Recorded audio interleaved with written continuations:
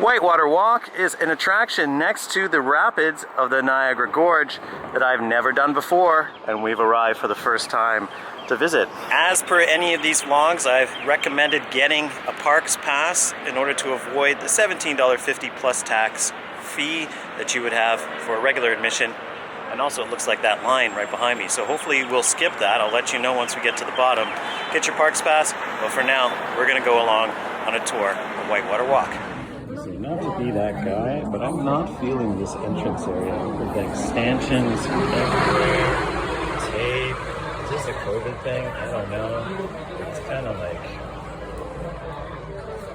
it doesn't seem like this is how this is supposed to be set up, but yeah, no, I'm being picky. We're waiting in line now. Who knows what's beyond this door? I will say the core is leaving a lot to be desired. A lot.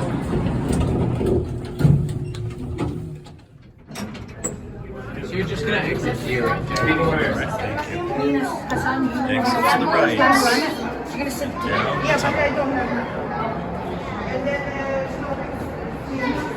This has been a weekend of tunnels. Tunnel Appreciation Society.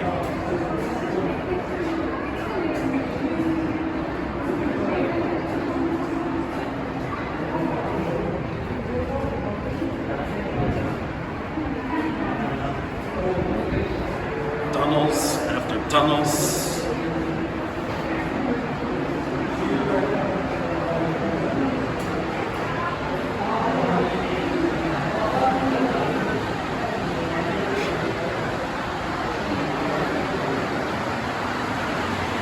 This is definitely one of the older attractions here in the sense that it's due for a bit of a revamp, as you can see.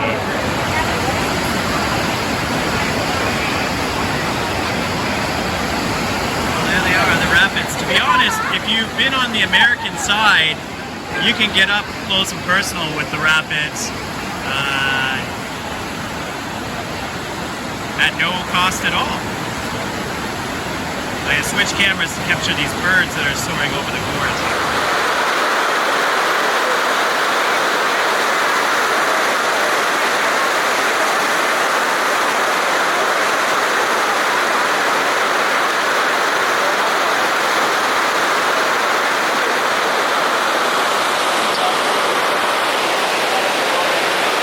And the walk begins. It looks like you used to be able to actually get up here via a stairwell, which you can actually see is up there.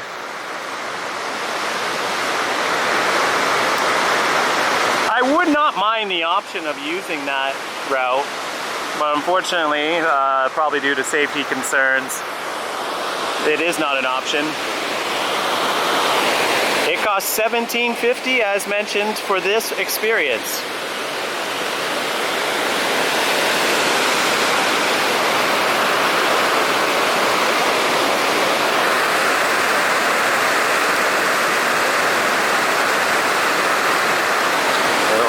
Clear out of trees on this side of the gorge. They have been cut, as you can see by the clean edges of the stumps.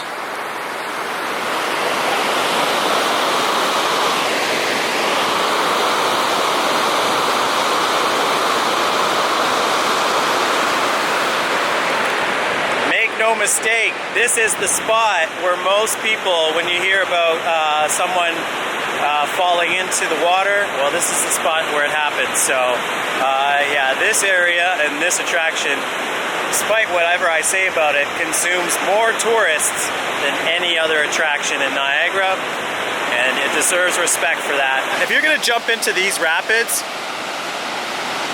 I'm gonna say you deserve what's coming to you. If it's to take a photo or whatever, you're not gonna see me do that. We do have a newer section actually that's been built to get you closer. They probably actually put this in, as a matter of fact, to prevent people from jumping into the water. No doubt there was an area that you could get down that was closer to the edge without this actual protective fencing and stuff. So they probably put this in because people were going down to the rocks here and then they get caught in the current. So it is a smart move actually to put this platform here. It looks like, based on the concrete though, that there was a previous platform here. So maybe this is just a reconstruction, because that concrete certainly looks older than this new concrete. Like, this is brand spanking new.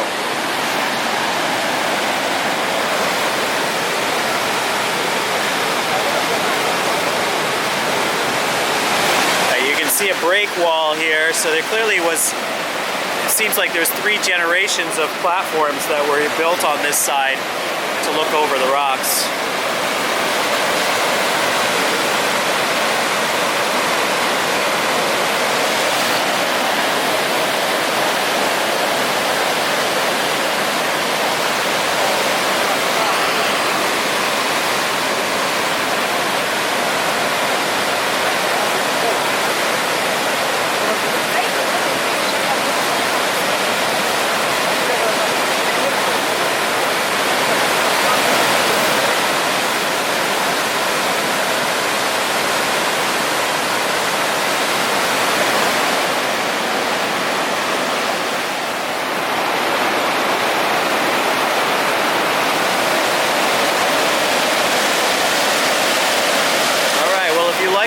Flowing water, then this is your vlog.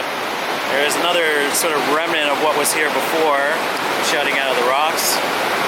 Clearly there was a different platform. I think that these rocks move a lot, which is why they got to rebuild these platforms frequently.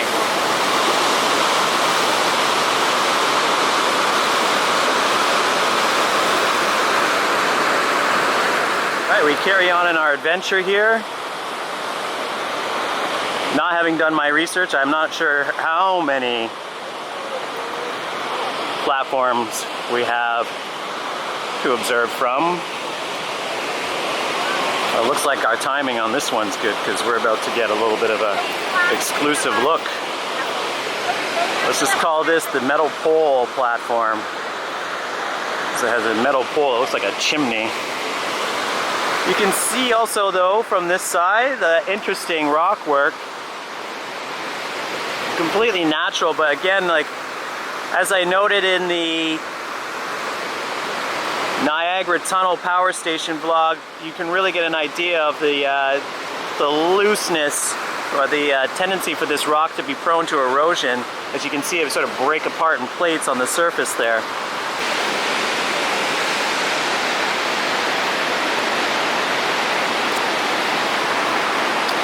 Okay, well, some people that were on the bus on the way into this site have just passed us, so I think we're at the last platform here, which would make sense as we're getting near the Whirlpool section of the park. And I would call this a park because the gorge is essentially one giant provincial park, at least on our side, or it's a national park.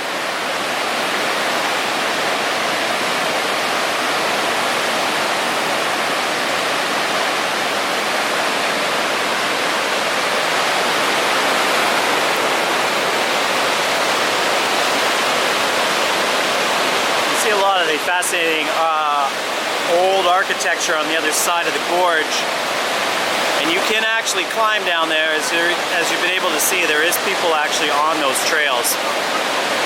How you get down to that particular portion, I do not know, because it doesn't look like there's any trail that leads up. Kind of can't see that from here, but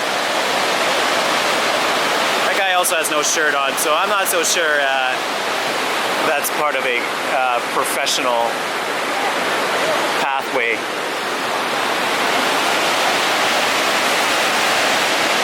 Or a still open. I'm not so sure that he actually is supposed to be there, as he has no shirt on, so take that into account. We have our final platform here, which is actually a multi-level one. So we'll go in the lower level since it seems this is the one that's less busy at the moment.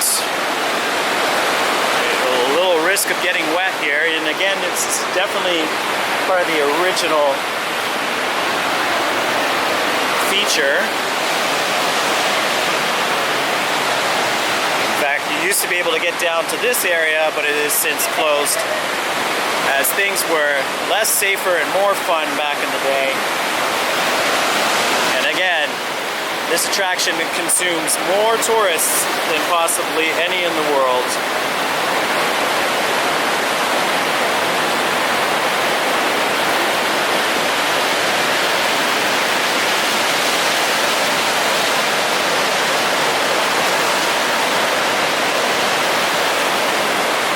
Desperate to get a picture of them next to the rocks, the rapids, as close as possible. Yeah.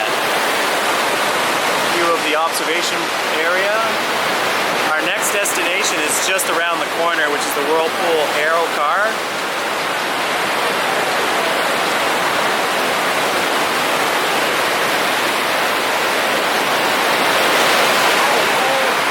We have a couple of informative boards here, but I will say, as I had said before, that this attraction certainly needs a bit of a refresh, especially considering how much it costs for admission, because this particular area reminds me of, say, a bus stop in Havana, maybe, with all its peeling paint, and you know, it's a sight for sore eyes a bit.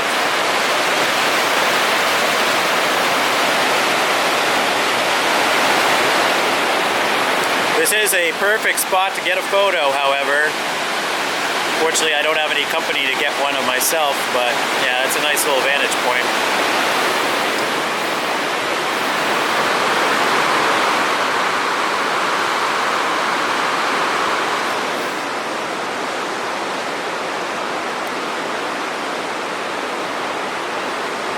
We got an old discarded bike here.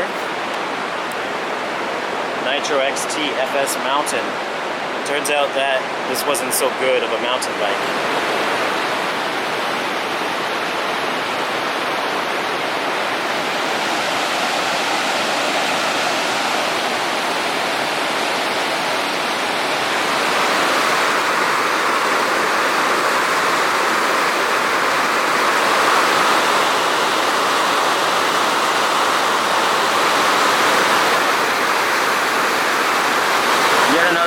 Fascination. This is a tree that appears to be growing right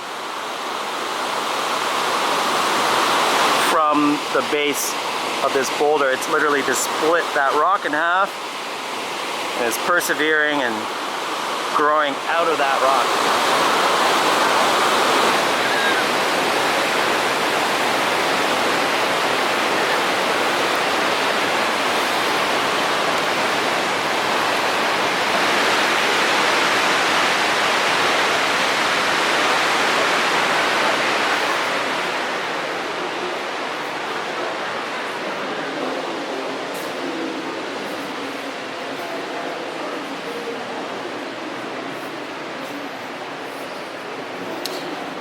Wait is long for the elevator.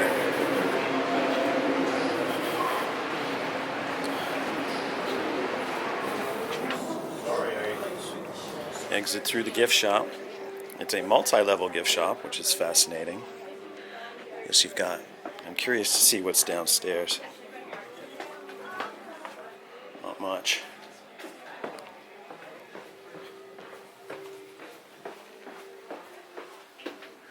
It's a cave. This might be a good area for me to conclude this vlog. It seems like this was the original attraction, as there's an elevator here, an entry and original kiosks and stuff. I'm not really sure what's going on with the evolution of this attraction, because it definitely needs some improvement, and this is kind of what I would imagine that it should have, because the lobby is very, very plain, and it feels like, you know, you're just waiting for a doctor's appointment in there. And back outside, so you can kind of see what I'm saying there, that the actual entry through the t-shirts to that elevator bay, it's not as creative as, say, the one that's just below it. So I don't know if that entryway is closed or what's going on, i.e. it's just technically not available due to malfunction. I would not say that this is really worth paying the $17.50 on its own. You can make up your own mind based on what you've seen in this video, but for me, definitely it needs a bit of a refresh, or maybe going and harkening back to that old setup. I think it needs something. And yeah, you do need to prepare as well for that wait downstairs, because despite it being a bit shorter up here, which is like 5 minutes, down there it was about 15 before we got up. And a lady in the elevator is like, what happens if this elevator don't work? Do we get stuck here? And the attendant's like, I don't really know. Shout out to the attendant though in the elevator that he did actually ask everybody, did you enjoy yourselves? And then there was just like crickets. No one said a thing. So, you know, a couple of head bobs here and there, but it was a very depressing ride all the way to the top there. So yeah, take it for what it is. That is the full experience of Whitewater Walk. Thank you for watching, guys.